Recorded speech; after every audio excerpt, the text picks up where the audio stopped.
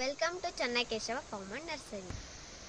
ನೋಡಿ, ನಮ್ಮಲ್ಲಿ ನಾವು ಬೆಳೆದಿರೋ ಅಂಥ 4 ವೆರೈಟಿ ಕಬ್ಬನ್ನ ಇವಾಗ ತೋರಿಸ್ತೀವಿ ಬನ್ನಿ.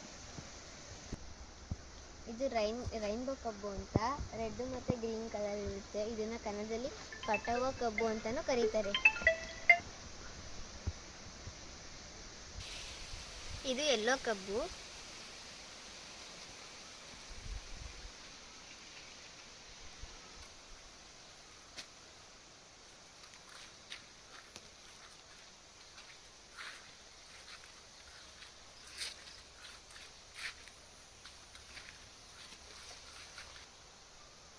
ಇದು ಬ್ಲ್ಯಾಕ್ ಕಬ್ಬು.